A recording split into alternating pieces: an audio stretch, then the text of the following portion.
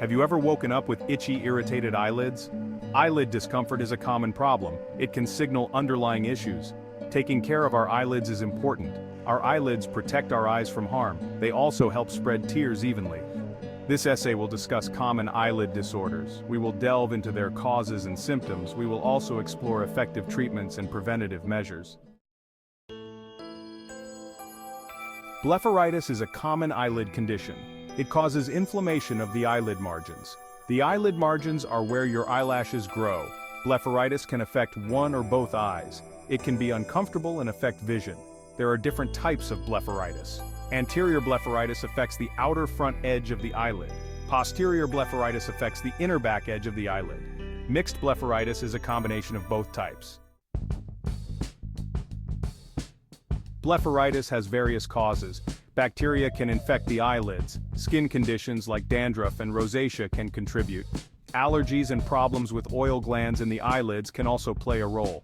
Certain factors increase the risk of blepharitis. These include poor eyelid hygiene, contact lens wear, and certain medications. Blepharitis symptoms can vary. Common signs include itchy, red or swollen eyelids, a gritty or burning sensation in the eyes, crusting of the eyelashes, especially in the morning, watery eyes, and blurry vision that improves with blinking. If you experience these symptoms, see an eye doctor. Early diagnosis and treatment can prevent complications. Section 5. Managing blepharitis, treatment and prevention strategies. Blepharitis is a common condition that affects the eyelids, causing them to become inflamed, itchy, and red. It can be uncomfortable and sometimes painful, but with the right treatment and prevention strategies, it can be managed effectively. Blepharitis treatment aims to manage symptoms and address underlying causes. Treatment may involve a combination of home remedies and medical interventions. Here are some of the most effective strategies. Warm compresses. Applying a warm compress to the eyelids for 10 to 15 minutes helps soften crusts and unclog oil glands. This simple yet effective method can provide significant relief from discomfort and improve the overall health of your eyelids. Eyelid scrubs. Gently cleaning the eyelids with a mild soap or eyelid cleanser removes debris and excess oil. Regular eyelid scrubs can prevent the buildup of bacteria and reduce the risk of infection. It's important to use a cleanser that is specifically designed for the delicate skin around the eyes. Antibiotic ointments or eye drops. These can help control bacterial infection. If your blepharitis is caused by bacteria, your doctor may prescribe antibiotic ointments or eye drops.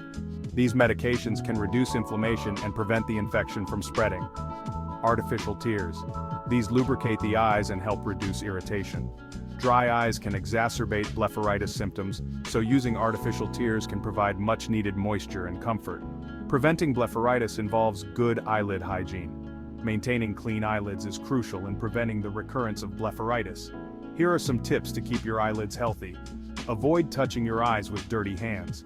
Always wash your hands thoroughly before touching your face or eyes to prevent the transfer of bacteria and other harmful microorganisms. Remove eye makeup thoroughly before bed.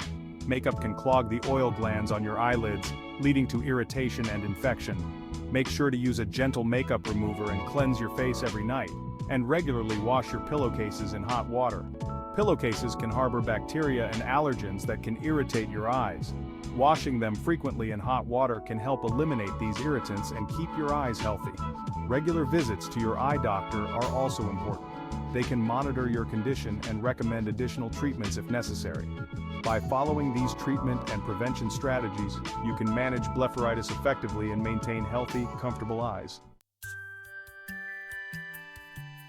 Section 6. Ptosis. Drooping eyelids and their implications. Ptosis is a condition that can significantly impact a person's quality of life. It involves the drooping of the upper eyelid, which can occur for various reasons and at any age. Ptosis is a condition where the upper eyelid droops. This drooping can be mild, where it is barely noticeable, or severe, where it covers a significant portion of the eye, obstructing vision. It can affect one or both eyes. When it affects both eyes, it can lead to a more pronounced impact on daily activities such as reading or driving. The droop may be barely noticeable or quite pronounced. In severe cases, individuals may need to tilt their head back or lift their eyelid with a finger to see properly. Ptosis can interfere with vision and affect appearance. This can lead to both functional and cosmetic concerns, impacting a person's self-esteem and daily life. Ptosis has several causes, including aging. The muscles that lift the eyelid weaken over time. This is a common cause of ptosis in older adults, as the levator muscle responsible for lifting the eyelid loses its strength. Congenital factors. Some babies are born with ptosis. This can be due to developmental issues with the muscles or nerves in the eyelid. Nerve damage. Conditions affecting the nerves controlling eyelid muscles can cause ptosis. This includes neurological disorders such as myasthenia gravis or third nerve palsy, eye injuries or tumors, trauma or growths can affect eyelid position. Injuries can damage the muscles or nerves, while tumors can physically obstruct the normal function of the eyelid. In summary, ptosis is a multifaceted condition with various causes and implications. Understanding these can help in seeking appropriate treatment and managing the condition effectively. Section 7. Causes of ptosis. A look at the underlying factors. In children, congenital ptosis is often caused by underdeveloped levator muscles. These muscles are responsible for lifting the eyelids. In adults, ptosis is commonly age-related. It occurs due to the stretching or weakening of the levator muscle tendon. Other causes of ptosis include neurological disorders, conditions like myasthenia gravis and Horner syndrome, eyelid tumors or growths, trauma, or previous eye surgery. Section 8. Identifying ptosis. Symptoms and diagnostic approaches. Ptosis, commonly known as drooping eyelid, can significantly impact a person's vision and quality of life. Understanding the symptoms and diagnostic approaches is crucial for effective management. The main symptom of ptosis is a drooping upper eyelid. This drooping can be subtle or quite pronounced, depending on the severity of the condition. It can occur in one eye or both, and the degree of drooping can vary throughout the day, often worsening when the individual is tired. This can affect one or both eyes. In some cases, the drooping is barely noticeable, while in others, it can cover the pupil entirely, leading to significant vision impairment. The condition can be congenital, meaning present at birth, or acquired later in life due to various factors. Other symptoms may include difficulty closing the eye strain or headaches, a tired appearance, and an upward tilting of the head to compensate for vision blockage.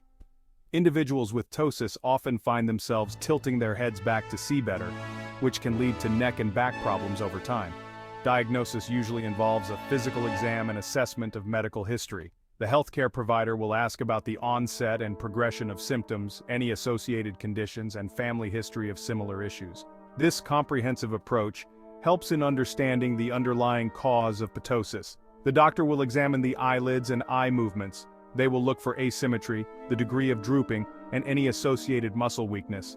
Observing the patient's eye movements can provide clues about the involvement of the muscles and nerves controlling the eyelids. They may also perform tests to assess muscle strength and nerve function. These tests can include measuring the strength of the eyelid muscles, checking for any signs of nerve damage, and evaluating the overall function of the eye muscles. In some cases, additional imaging studies or blood tests may be required to rule out other underlying conditions. Section 9. Treating ptosis. From surgery to conservative management. Ptosis treatment depends on the severity and underlying cause. Surgery is often the most effective treatment. It involves tightening the levator muscle or attaching the eyelid to other muscles to improve eyelid elevation. Non-surgical options may include ptosis crutches, which are attached to eyeglasses and help lift the eyelid, and eye drops, as certain eye drops can temporarily improve eyelid lift in some cases. Section 10. Styes and Chalazia. Understanding common eyelid bumps. Styes and Chalazia are common eyelid bumps. A stye is a tender red bump on the eyelid margin. It is caused by a bacterial infection of an oil gland. A chalazion is a painless lump inside the eyelid. It develops when an oil gland becomes blocked. Both styes and Chalazia usually resolve on their own. Applying warm compresses can help. Never try to pop or squeeze a stye or chalazion. This can spread infection. Section 11. Seeking professional help. When to see a doctor for eyelid issues. Most eyelid disorders are treatable. Early diagnosis and treatment are key. See an eye doctor if you experience persistent eyelid redness, swelling or pain, crusting or discharge from the eyelids, drooping eyelids, changes in vision, or eyelid bumps that don't improve with home care. Remember, your eyes are precious. Don't hesitate to seek professional help for any concerning eyelid symptoms.